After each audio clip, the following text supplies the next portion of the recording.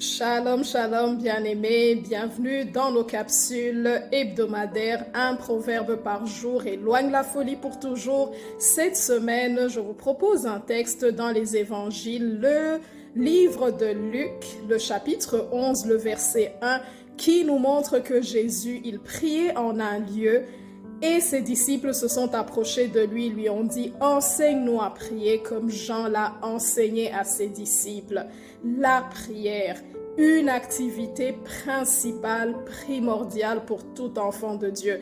Pour la plupart du temps ou pour la plupart des personnes, ça va être ennuyeux de prier parce qu'on se dit, on est en train de parler éventuellement à une personne qu'on ne voit pas. Mais la Bible nous montre que dans la Genèse, le chapitre 3, le verset 8, Adam et Ève étaient les premières créatures, les premiers êtres humains parfaits que Dieu avait créés. Et l'objectif de Dieu, ou bien le cœur de Dieu, c'était de s'entretenir, d'avoir un dialogue avec les humains qu'il avait créés, qu'il considérait comme ses enfants. Et on nous montre dans le chapitre 3 de la Genèse, le verset 8, que Dieu venait tous les soirs s'entretenir avec Adam et Ève, mais à un moment donné, il va y avoir rupture de cette communication à cause du péché qui est rentré dans l'équation et il va y avoir comme une séparation entre Dieu et les êtres humains, entre Dieu et sa créature. Mais le cœur de Dieu a toujours été d'être en communication, en relation et en communion avec ses enfants. Donc, à travers Jésus-Christ, Dieu va venir restaurer cette communication et il désire que son enfant puisse avoir cette communication avec lui. Mais que signifie prier? Parce que ça peut paraître comme une activité obscure, une activité peut-être très spirituelle et des fois on peut se sentir un peu détaché et sentir comme si on n'était pas en mesure d'entretenir une vie de prière. Mais qu'est-ce que ça signifie prier? Prier signifie tout simplement avoir un dialogue avec Dieu.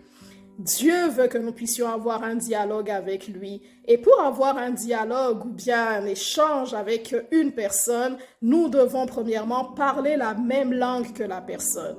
Or, nous savons que Dieu, il parle toutes les langues. Jésus, il comprend toutes les langues, peu importe la langue avec laquelle on pourrait vouloir s'exprimer. Dieu, Jésus-Christ comprend toutes les langues de la terre parce qu'il est lui-même la parole faite chair, il est la parole, donc il comprend toutes les langues, c'est lui qui a créé la diversité des langues.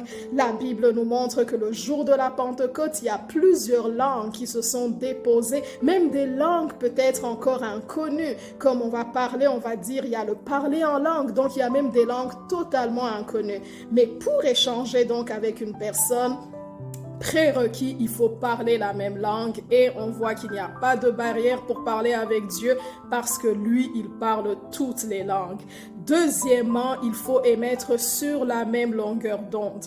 Une personne pourrait se trouver en face de moi, devant moi, et que je parle la même langue que la personne, mais ne pas me sentir motivé à parler à cette personne parce que nous n'émettons pas sur la même longueur d'onde, nous n'avons pas les mêmes valeurs, peut-être parce que la personne est méchante, peut-être parce que la personne est agressive, peut-être parce que la personne est vulgaire.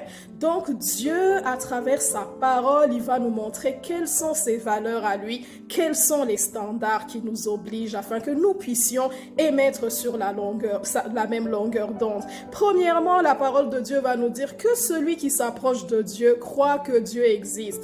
Déjà, pour prier, nous devons savoir que Dieu existe. Et s'il existe, il nous a laissé la Bible qui est la parole de Dieu. Il nous montre ses standards, il nous montre ses valeurs. Il dit, pour vous approcher de moi, oui, je vous ai déjà tendu la perche pour que vous vous approchiez de moi.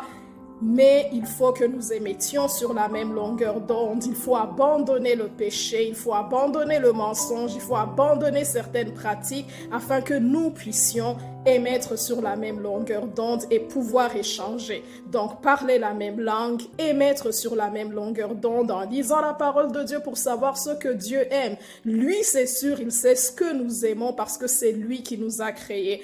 Troisièmement, nous devons nous approcher de Dieu à travers Jésus-Christ. Donc, cette rupture qui a eu lieu dans le jardin à cause du péché de l'homme, Dieu va venir rétablir toutes choses à travers l'œuvre de la croix de Jésus-Christ. Et le Seigneur, en tout cas, ce n'est pas le sujet aujourd'hui, donc je suis en train juste de mettre la table ou un portrait général, mais Dieu nous a tracé le chemin à travers Jésus-Christ. Dieu nous a parlé, comme va nous dire les textes dans Hébreux, Dieu nous a parlé par le passé à travers les prophètes, il est passé par d'autres canaux pour nous parler, mais aujourd'hui, il nous parle par le Fils. Donc, nous pouvons nous approcher à Dieu, nous pouvons nous approcher de Dieu, il va comprendre notre langue. Nous devons émettre sur la même longueur d'onde, donc lire la parole de Dieu, savoir ce qui lui plaît et ce qui ne lui plaît pas, mais nous approcher de lui à travers l'œuvre de Jésus-Christ et dire, je viens devant toi. Il dit, tout ce que vous allez demander au nom de Jésus-Christ, sachez que vous allez le recevoir et sachez que je vais vous écouter parce que Jésus a brisé le mur de séparation, il est venu nous réconcilier avec Dieu. Donc, pour prier, il faut parler la même langue que Dieu. Il parle toutes les langues. Il faut émettre sur la même longueur d'onde en lisant sa parole, en méditant sa parole. Il faut s'approcher de lui à travers l'œuvre de la croix, à travers Jésus-Christ. Et encore, je vais vous laisser avec ce petit détail. Peut-être nous nous disons, nous sommes tout seuls dans notre chambre, nous sommes tout seuls dans notre maison ou bien sur la route en train de marcher, on pense peut-être qu'on est seul, mais Dieu, il est constamment auprès de nous, il est spirituellement auprès de nous. Je donne un exemple banal, aujourd'hui avec la technologie, donc on peut se l'imaginer parce que peut-être plusieurs années avant, on ne se serait pas imaginé, par exemple, ce que je vais proposer. Aujourd'hui, une personne peut être à des kilomètres de distance de nous, mais elle nous envoie juste un lien Zoom, un lien Teams ou bien via certaines autres plateformes. La personne n'est pas avec nous physiquement, mais lorsque nous acceptons le lien, lorsque nous cliquons sur le lien que la personne nous a envoyé, la personne, même si elle n'est pas physiquement devant nous, elle peut nous voir. Nous pouvons la voir, elle peut nous parler, elle peut nous entendre, nous pouvons lui parler, nous pouvons l'entendre. Nous n'avons peut-être pas, nous ne sommes pas dans le même lieu géographique que la personne, mais nous pouvons parler à la personne, nous pouvons entendre la personne. Dieu en Jésus-Christ, il est venu créer ce pont, il est venu créer cette brèche. Oui, même lorsque nous ne voyons pas Dieu, même lorsque peut-être il n'est pas là physiquement avec nous, il nous promet qu'il est avec nous tous les jours de notre vie. Il nous parle à travers sa parole, il nous parle à travers son Saint-Esprit. Donc vraiment, cette vidéo qui est un peu très générale parce que j'ai pas envie d'aller dans les détails, les gens qui vont comprendre, en tout cas, vous comprendrez. Dieu veut nous parler et il va nous dire à un moment donné dans 1 Thessaloniciens, je pense 1 Thessaloniciens 5, 17, la parole de Dieu va nous dire priez sans cesse. Jésus, il se retirait, comme on le voit dans la parole de Dieu, il se retirait souvent pour aller dialoguer avec son Père, pour aller prier et dialoguer avec Dieu.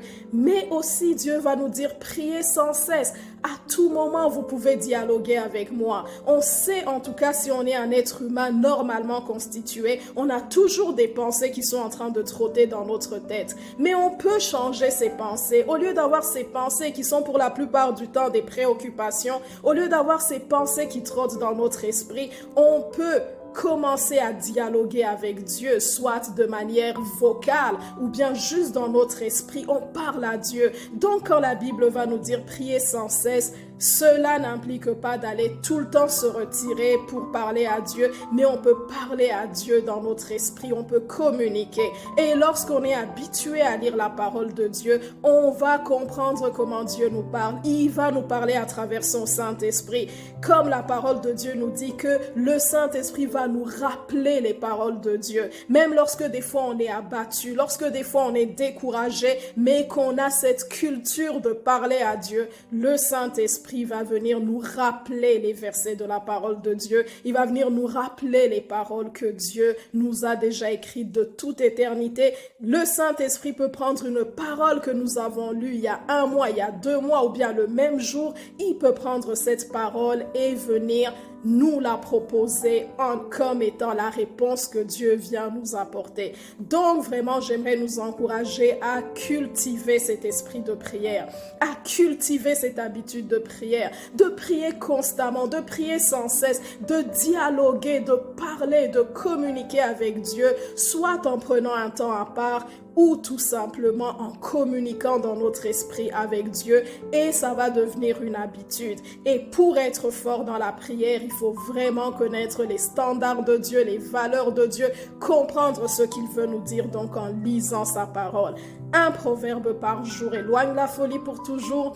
Aujourd'hui, je viens vous proposer vraiment d'être des passionnés de la prière, des amoureux de la prière, des hommes et des femmes qui aiment dialoguer avec Dieu, des hommes et des femmes qui aiment parler avec Dieu, échanger avec Dieu en tout temps, en tout lieu, développer cette culture de parler à Dieu en toutes circonstances, à tout moment, au travail, à la maison, lorsqu'on marche, lorsqu'on est dans les rues, lorsqu'on est dans les centres d'achat, mais à parler avec Dieu parce que c'était le désir de Dieu dans le jardin d'Éden et ce désir n'a pas changé. L'activité qui a été faite le jour de la Pentecôte, ça a été comme la prière dans la chambre haute, ça a été comme une réunion de prière. On voit que c'est le désir de Dieu pour son Église en tant que corps, mais pour chacun de ses enfants. Et lorsque nous allons développer une vie de prière, le Seigneur va nous parler constamment, il va nous conseiller, il va nous diriger, il va nous consoler, même lorsqu'on aurait des problèmes ou des moments difficiles. Au lieu de courir à gauche, à droite pour chercher des solutions ou des réponses, apprenons tout simplement avec un cœur sincère, avec un cœur pur, à parler à Dieu. Donc, un proverbe par jour éloigne la folie pour toujours. Aujourd'hui, un tout petit peu long. Et puis un tout petit peu peut-être très général, mais c'est juste une exhortation à la prière. Que le Seigneur vous bénisse, que le Seigneur vous garde. Bye.